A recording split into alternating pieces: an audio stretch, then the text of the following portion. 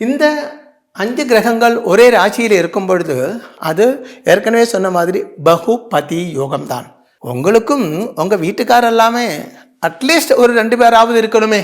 அவர்கிட்ட கேட்டேன், உங்களுக்கு உங்கள் வீட்டுக்காரர் எல்லாமே அட்லீஸ்ட் ஒரு 2 பேராவது இருக்கணுமே. பதிக்கு ஈக்குவலா, பதினா ஹஸ்பண்டுக்கு ஈக்குவலாக ஒரு 2 பேராவது உங்கள் வாழ்க்கையில் இருக்கணுமே. இப்போ ஒன்றும் இல்லை சுவாமி, அப்படியெல்லாம் இருந்தது, இப்போ அப்படி ஒன்றும் கிடையாது.